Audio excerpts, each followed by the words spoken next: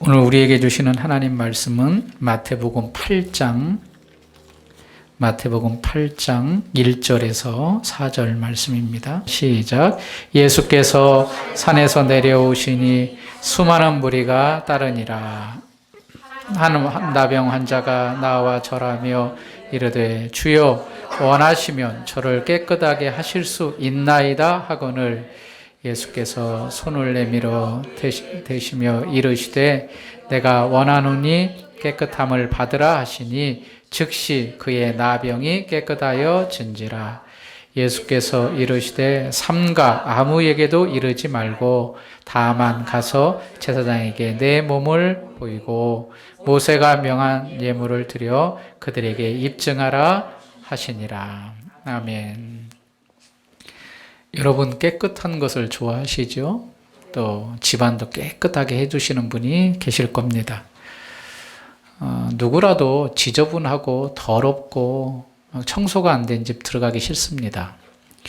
여행을 하다 보면 이제 호텔에서 묵게 되는데 참 매일마다 호텔과 같은 서비스를 받았으면 좋겠다는 생각이 듭니다. 왜냐하면 이렇게 잠자고 일어나서 막 자기 물건들 또 침대들 엉망이 되어 있어요. 그런데 이제 관광을 하기 위해서 나갈 때 깨끗하게 청소해 달라고 사인을 보내면 다 밖에서 놀고 점심 먹고 하고 딱 들어오면 너무나도 정리가 잘 돼 있어요. 그래서 매일마다 누군가 나의 집도 이렇게 청소를 해주고 깨끗하게 관리해 줬으면 좋겠다. 그런 생각을 해보기도 합니다. 인간은 그대로 두면 지저분해지는 존재입니다. 인간은 자연 그대로 두면 깨끗해지는 게 아니고 지저분해집니다. 그 원인은 죄가 있기 때문입니다. 세상은 질서와 원칙과 순결이 유지되길 원하지만 질서보다는 무질서고 원칙보다는 반칙이 있고 순결함보다는 자유분방함이 우리 가운데 있습니다. 왜냐? 죄 때문에 그렇습니다. 하나님께서 원래 우리를 만드실 때는 반칙과 무질서와 자유분방함으로 만드시지 않고 선하고 아름답고 하나님을 따라서 거룩함을 따르는 존재로 만들었는데 죄가 우리 가운데 들어오고 인하여서 우리가 이런 모습으로 변질되고 바뀌었다는 말입니다. 하나님은 에덴 동산에서 아담과 하와를 만드시고 에덴에 두시면서 하나님의 명령을 따라 살기를 원하셨죠. 그 중에 가장 중요한 명령은 선악을 알게 하는 나무의 실과를 따먹지 말라라는 명령을 해주셨습니다. 그것 하나만 지키면 거기에서 아무런 걱정 없이 살아갈 수 있는 존재가 되었는데 이 약속을 아담과 하와가 깨뜨려 버렸습니다. 따먹지 말라 하는 그 열매를 따먹은 거죠. 거기에는 누가 관여를 했냐면 사단이 관여를 했습니다. 뱀의 모양으로 와서 하와에게 여러 가지 진물을 던지면서 그 과실을 따먹게 만들고 또 하와는 그 열매를 아담에게까지 주어서 같은 죄를 범하게 된 거죠. 아담과 하와가 하나님과 맺은 약속을 파기함으로 그 약속의 결과를 온 인류가 받게 되었는데 그게 바로 원죄입니다. 원죄. 그 원죄는 이 땅에 태어나는 모든 인류에게 그대로 적용이 됩니다. 내가 그 선악과를 따먹지 않더라도 인류의 시초인 아담과 하와가 그 언약을 깨뜨렸기 때문에 그대로 적용될 수밖에 없습니다. 이게 그래서 죄의 전가라는 말을 씁니다. 다윗이 이렇게 말했죠. 자기가 밧세바를 범하고 난 뒤에 나단 선지자가 책망을 하잖아요. 그러면서 회개하면서 눈물을 흘리며 회개하면서 자기의 본성, 자기의 본래의 모습이 어떤 모습인가를 이렇게 말하는데 51편 5절에 내가 죄악 중에 출생하였으며 어머니가 죄 중에서 나를 잉태하였다. 그러니까 나는 선한 존재가 아니라는 겁니다. 출생 자체부터 잉태할 때부터 이러한 원죄 아래에 있는 죄를 가진 자로 태어날 수밖에 없는 그러한 자였다라고 고백을 합니다. 고통의 대명사하면 구약에 누구가 떠오릅니까? 욥이 떠오르죠. 욥은 동방의 의인이었고 하나님을 섬기는 자였는데 그도 이제 마귀가 여러 가지 사정으로 인하 힘들게 함으로 고통 가운데 있었죠. 욥도 이런 고백을 합니다. 욥기 14장 1절에 여인에게서 태어난 사람은 생애가 짧고 걱정이 가득하며 그는 꽃과 같이 자라나서 시들며 그림자같이 지나가며 머물지 아니한다. 여인에게 태어난 자는 이 땅의 모든 사람을 말하죠. 여기 앉아 계신 분들 어머니가 여러분들을 다 낳으셨잖아요. 예. 여인에게 태어난 자는 생애가 짧고 걱정이 가득하다. 그리고 꽃과 같이 자라서 시든다. 그렇게 말하면서 욥기 14장 4절에서는 누가 깨끗한 것을 더러운 것 가운데서 낼 수 있느냐. 깨끗한 것을 더러운 것 가운데서 낼 수 있는. 그럼 더러운 가운데서 깨끗한 것은 절대 나올 수 없다. 우리는 다 죄 아래 더러운 자들이다. 그렇게 표현하고 있습니다. 우리가 예배 시간에 참회의 기도를 하죠. 매주마다 참회의 기도를 합니다. 여러분 참회 기도했다고 그 다음 주일날 회개할 것이 없나요? 또 있어요. 우리는 이렇게 죄 용서함을 받은 예수 믿는 자라 할지라도 이 육신을 입고 있는 이상 계속 이런 죄의 영향력 가운데 죄를 지으며 살 수 없는 자로 살아가게 됩니다. 죄는 원래 창조주 하나님의 계획이 아닙니다. 하나님께서는 우리를 선하게 만드셨습니다. 죄하고는 상관없게 만드셨습니다. 그런데 우리가 하나님의 형상을 따라 자유의지를 가지고 그 의지가 우리가 발동이 되면서 죄의 영향력을 받아서 우리가 본성이 타락하게 된 거죠. 본성은 선한데 이것이 타락하게 된 겁니다. 전도서에서 7장 29절 내가 깨달은 것은 오직 이것이라 곧 하나님은 사람을 정직하게 지으셨으나 사람이 많은 꾀들을 낸 것이다. 하나님은 정직하게 우리를 지으셨어요. 처음부터 죄와는 상관없는 존재를 지으셨어요. 그런데 우리가 많은 꾀를 내어서 하나님의 언약을 배반하고 이렇게 원죄 아래 태어나고 죄 아래 살게 되는 거죠. 죄는 죄책과 오염으로 나뉩니다. 죄책, 오염 이 두 가지를 기억하십시오. 죄책이라는 것은 죄를 지었으면 죄에 대한 책임을 우리가 지게 됩니다. 여러분 나쁜 짓 했으면 어떻게 돼야 돼요? 벌 받아야 돼요. 우리가 하나님 앞에 죄를 범하였으면 그 죄의 대가를 우리가 받아야 돼요. 그래서 성경은 죄의 삭은 사망이다. 로마서 6장 23절에 우리가 죄의 값을 치러야 되는데 이 죄의 값은 죽는 걸로 치러야 됩니다. 그게 우리의 당연한 모습입니다. 그리고 또 한 가지는 오염입니다. 죄를 가지고 있는 자들은 계속해서 오염되는데 그 오염은 전적 무능과 전적 부패를 가져다 줍니다. 아까도 처음에 말했을 때 깨끗함에 대해서 이야기했죠. 우리가 깨끗해져야 되는데 절대 깨끗해질 수 없습니다. 죄 아래 있으면. 무능하고 부패한 오염을 늘 가지고 삽니다. 여러분 이제 선거철이 가까이 다가왔습니다. 채 한 달도 남지 않았죠. 여러분도 아시겠지만 각 당마다 누구를 국회의원 후보로 내놓느냐 해서 막 후보를 이제 올려서 이제 공식적인 후보로 선정을 거의 다 마무리하는데 이렇게 후보를 올렸더니 그 후보가 과거에 어떤 이상한 말을 했어요. 그러니까 고민이 되는 거예요. 야, 이걸 어떻게 해야 되느냐. 그러니까 사람마다 다 실수가 있고 오류가 있잖아요. 근데 그것들이 결국에는 선거에 본선에 가서 상대 후보가 흠집을 자꾸 떨어뜨리면 안 되니까 이미 공천했지만 그 자리에서 좀 물러나야겠습니다. 그 사람은 이렇게 실수가 있다는 것을 우리가 우리 자신을 보더라도 알 수가 있죠. 이처럼 사람은 온전하지 못하고 절대 깨끗하지 못합니다. 오염과 무능과 부패로 우리의 인생이 그렇게 가득 차 있습니다. 그럼 이제 중요한 거는 이 더러운 가운데서 우리가 깨끗함을 입어야 되는데 원래의 창조의 목적대로 우리가 회복을 얻어야 되는데 어떻게 회복을 얻을 수 있느냐? 이것은 우리의 노력으로는 절대 불가능하고 초자연적인 어떠한 것이 우리를 이끌어줘야 됩니다. 초자연적인 어떤 것이. 우리의 노력과 우리의 수고와 우리의 선행으로 그래도 일말에 착한 마음으로 열심히 뭘 한다 그래서 우리가 깨끗해질 수 있는 게 아니라는 겁니다. 어떠한 것이 우리를 깨끗게 해야만 우리가 깨끗하게 될 수가 있는 것. 이게 바로 성경에서 말하고 있는 진리입니다. 로마서 8장 10절에 또 그리스도께서 너희 안에 계시면 몸은 죄로 말미암아 죽은 것이나 영은 의로 말미암아 살아있는 것이다. 로마서 5장 19절에 한 사람이 순종하지 아니함으로 많은 사람이 죄인 된 것 같이 한 사람이 순종하심으로 많은 사람이 의인이 되리라.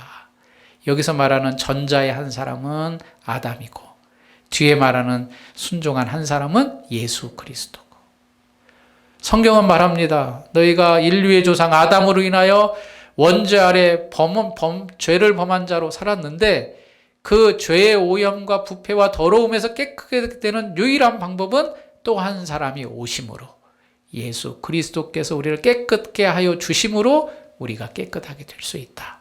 그렇게 말씀하고 있는 겁니다. 그래서 우리가 예수 믿으면 죄 씻음을 받고 중생함을 얻어 새로운 사람이 되고 천국에 들어갈 수가 있는 겁니다. 이게 우리 교회에서, 기독교에서 가르치시는 영원 불변의 진리입니다. 다른 것으로는 절대 깨끗하게 할 수가 없습니다. 오직 예수 그리스도의 십자가의 보혈만이 우리의 더러운 죄, 우리의 죄책까지 다 용서하실 수 있습니다. 오늘 본문 말씀이 바로 그것을 정확하게 말씀해 주는 사건입니다. 오늘 예수님이 산상수훈에서 산 위에서 많은 무리들과 함께 하늘나라 복음을 가르쳤잖아요. 그리고 8장 1절에 보니까 이제 그 산에서 예수님이 내려오십니다. 8장 1절 같이 한번 읽어보겠습니다. 시작. 수많은 무리가 따르니라. 예수님의 인기는 하늘을 찌를 정도로 대단했습니다. 그래서 수많은 무리, 여기에 보면 무리라 그러는데 군중, 엄청난 큰 그 사람의 모습. 그래서 이제 따릅니다. 그런데 그 따르는 가운데 한 사람이 예수님 앞에 나오지요. 2절도 같이 읽어보실까요? 한 나병 환자가 나와 절하며 이르되 주여 원하시면 저를 깨끗게 하실 수 있나이다 하거늘. 한 나병 환자, 예전에 문둥병자, 우리가 문둥병자에 대해서 잘 들어봤잖아요. 그 나병 환자가 이 무리들 가운데 예수님 앞으로 나오는 겁니다. 그러면서 말하기를 주여 원하시면 저를 깨끗게 하실 수 있나이다. 그러자 예수님이 3절에 이렇게 대답을 하십니다. 3절도 읽겠습니다. 예수께서 그에게 대시며 이르시되 내가 원하노니 깨끗함을 받으라 하시니 즉시 그의 나병이 깨끗하여 진지라. 손을 내밀어 누구를 대셨습니까? 그 나병 환자에게 손을 대십습니다. 그리고 내가 원하노니 깨끗함을 받으라. 그랬더니 즉시 깨끗함을 받았다. 예수님이 원하시니까 그 나병 환자, 얼굴이 찌그러지고 피부가 움푹 패이고 그런 사람의 몸이 완전하게 깨끗하게 치유가 됐다는 사건이죠. 여러분이 문둥병 하면 아마 우리 교계에서는 손양원 목사님이 가장 먼저 떠오를 겁니다. 저 소록도 그 환자들이 모여있는 그곳 애양원이라는 곳에서 목회를 하시면서 그 어려움과 아픔을 갖고 있는 그 환우들에게 주님의 복음을 전하고, 심지어는 자기 아들이 공산당에게 죽임을 당해서도 그 사랑의 마음으로 그 자기 아들을 죽인 그 사람을 양자로 드리는, 그래서 이 손양원 목사님의 별명이 사랑의 원자탄, 주님의 사랑을 그대로 실천한 그런 목사님으로 유명하지요. 제가 중학교 때 한 시인의 그 시를 읽었는데 이 시인의 이름은 한하운이라는 시인이었습니다. 1919년도에 지금은 함경북도인지 그쪽에서 태어나서 공부를 잘해서 북경대, 베이징대에서 또 대학교에서 공부를 하고 거기서 공부를 마친 후에 다시 고향으로 돌아와서 이제 도청에서 이제 열심히 자기에 맡겨진 일들을 했는데, 이분이 채 30이 되기 전에 이제 나병이 걸린 거예요. 나병이 걸려서 이제 이러지도 저러지도 못하고 모든 걸 다 내려놓고 이제 전라도로 가는 길이라는 그런 제목의 시를 씁니다. 전라도 소록도에 내려가는 그 과정을 자기가 이제 시로 썼는데 그 내용이 이렇습니다. 가도 가도 붉은 황토길 숨막히는 더위뿐이더라. 천안 삼거리를 지나도 수세미 같은 해는 서산에 남는데 가도 가도 붉은 황토길 숨막히는 더위 속으로 절름거리며 가는 길. 신을 벗으면 버드나무 밑에서 직가다비를 벗으면 발가락이 또 한 개 없어졌다. 이게 자기가 나병, 문둥병에 걸려서 모든 얼굴이 찌그러지고 또 이제 손가락, 발가락이 이제 떨어져 나가기 시작하는 겁니다. 여기 직가다비라 그랬는데 이게 찾아보니까 일본어더라고요. 작업할 때 신는 작업화. 그 신발을 신고 이제 쉬면서 그 신발을 딱 벗는데 발가락 하나 떨어져 나갔더라.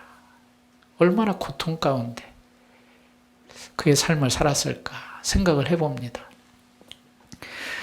성경 레위기에도 이 문둥병, 나병에 대한 이야기가 꽤 많이 나와 있습니다. 우리가 유명한 그 문둥병 환자가 누구였죠? 장수였는데 나아만. 그렇죠? 그래서 요단강에서 7번 몸을 씻으면 깨끗하게 나은 그 사건도 알잖아요. 그 레위기 13장 이하에 보면 이 나병이 어떻게 생겼으며 나병이 생긴 사람을 어떻게 조치해야 될까를 제사장에게 잘 설명해 주었습니다. 처음부터 이 사람은 나병이다 하지 않고 뭔가 좀 피부에 이상한 것이 나면 제사장에게 앞에 나갑니다. 이게 뭔지 좀 확인해 주십시오. 그러면 제사장이 처음엔 잘 관찰을 합니다.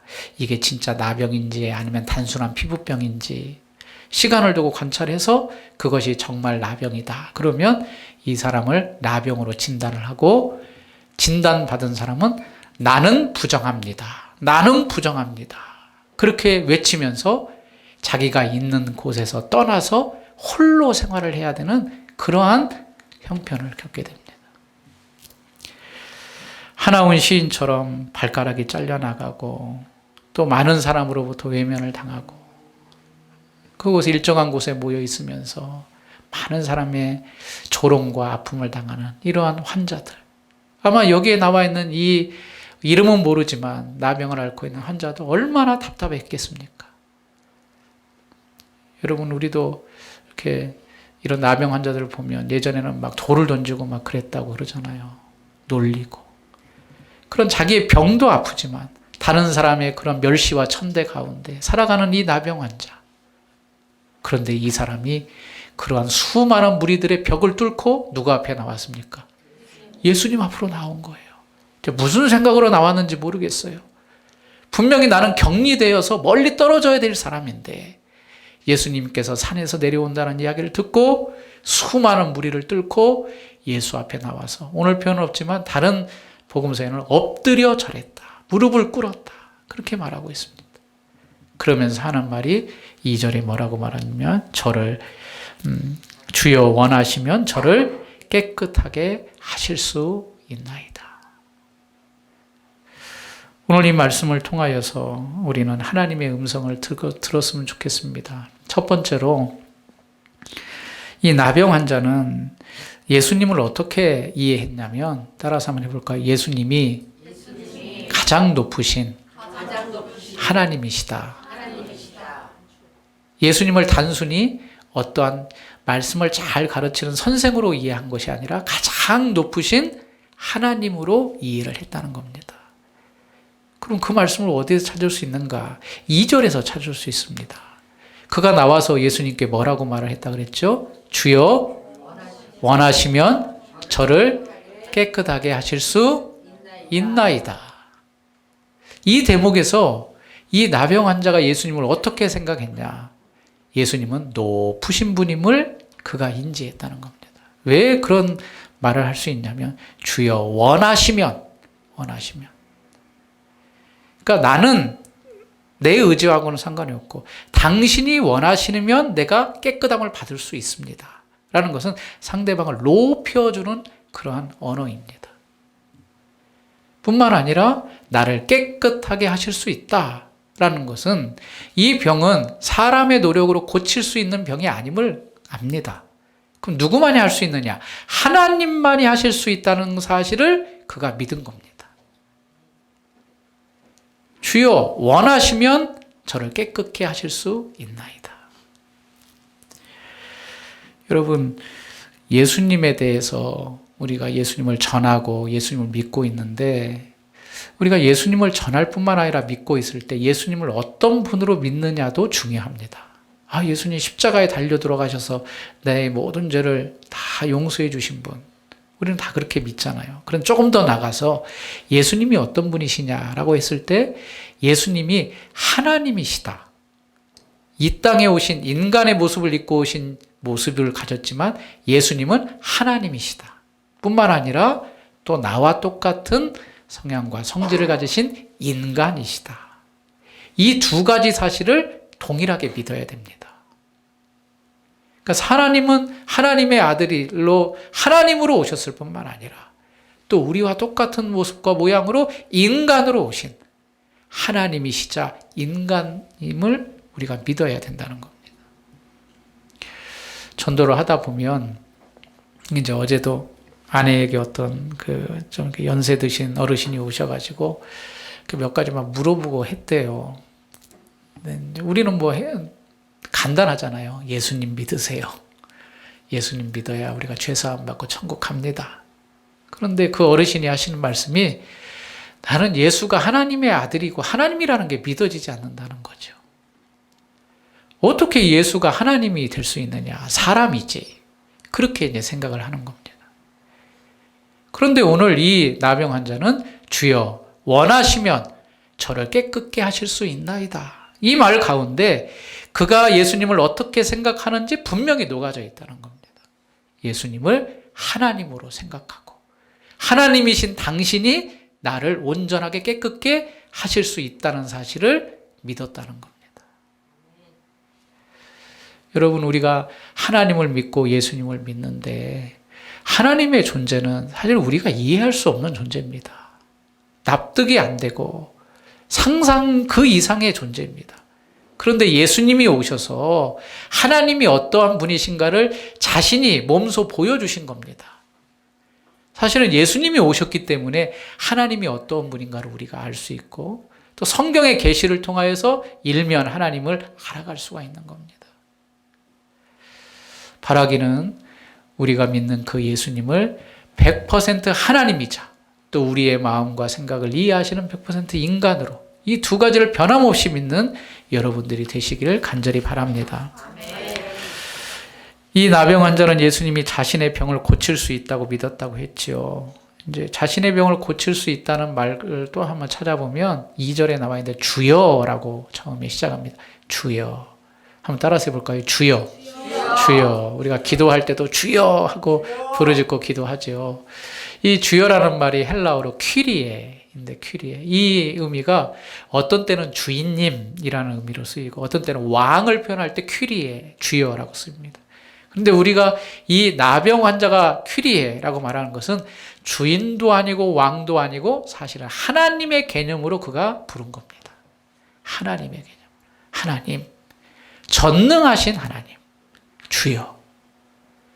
당신이 원하시면, 높으신 당신이 원하시면 내가 깨끗함을 받을 수 있습니다. 예수님이 변화산에서 이제 베드로와 야고보와 요한을 데리시고 올라가셔서 변화되셨잖아요. 하얗게 광채가 변화되시고 그리고 거기에 모세와 엘리야도 막 임재하는 걸 보면서 베드로가 여기다 초막을 3개 짓고 있었으면 좋겠다. 황홀에 빠집니다. 그리고 이제 변화산에서 내려올 때에 아래에서는 난리가 났습니다. 이게 자기 아들이 이제 병에 걸렸는데 간질에 걸렸는데 그 간질을 이 아래에 있는 제자들이 못 고친 겁니다. 그러니까 예수님이 오셔가지고 이 믿음 없는 세대야 책망하시면서 이제 그 간질병 가진 아들을 고쳐주셨는데 그 아버지가 예수님한테 이렇게 부탁합니다. 할 수 있거든 내 아들을 좀 고쳐주십시오. 그렇게 말합니다. 그럴 때 예수님이 뭐라고 책망하시죠? 할 수 있거든이 무슨 말이냐? 믿는 자에게 능치 못함이 없다. 그러니까 전혀 지금 나병 환자와 상반된 말을 하죠. 나병 환자는 뭘? 주여 당신이 원하시면 내가 깨끗함을 받을 수 있나이다. 당신은 능력이 많습니다라고 믿음으로 인정한 반면에 이 아버지는 할 수 있으면 좀 해주십시오. 할 수 없으면 어쩔 수 없고요. 그렇게 반신반의하는 믿음을 가졌다는 거죠. 사랑하는 성도님, 내가 믿는 예수님은 능력 많으신 분입니다. 능치 못함이 없는 하나님이십니다. 그 하나님으로 믿고 여러분이 나오셔야 됩니다. 해주시면 좋고 안 해주셔도 별로. 또 뭐 어쩔 수 없지요. 그러한 믿음이 연약하고 어찌 보면 믿음이 없는 것과 같은 모습으로 나오는 것이 아니라 내가 예수님을 믿는다면 이 나병 환자와 같이 나의 병을 완전하게 깨끗하게 나으게 하실 수 있는 분임을 믿고 여러분들이 매일매일 주님께 나오셔야 될 줄 믿습니다. 이런 전능하신 하나님의 능력이 우리 가운데 있어야 될 줄로 믿습니다. 하나님이신 예수님 앞에 나오면 얻는 것이 있습니다. 그 얻음이 뭐냐면 병에서 치유함을 얻는 거죠. 저 정확한 표현대로 하면 오늘 말씀대로 깨끗함을 얻는 겁니다. 3절 말씀 읽겠습니다. 시작. 예수께서 손을 내밀어 그에게 대시며 이르시되 내가 원하노니 깨끗함을 받으라 하시니 즉시 그의 나병이 깨끗하여 진지라. 우리는 병을 치료할 때 즉시 병이 치료되기를 원하지만 그렇게 치료되나요? 아닙니다. 아주 힘든 병, 그 병과 싸우기 위해서 여러 가지 절차들이 복잡하고 이 약도 써보고 저 약도 써보고 의사마다 다 자기의 생각이 다르고 또 시간이 지나면서 또 좋은 약이 나오고 안 듣던 약이 어떤 때는 또 듣기도 하고 그러면서 또 그러나요? 그에 따른 또 부작용도 감당해야 되고 이게 병을 치료한다는 게 보통 일이 아닙니다. 단번에 딱 먹어가지고 뚝 떨어지면 감기약 같이 먹어가지고 하루 이틀 사이에 뚝 떨어지면 얼마나 좋겠습니까?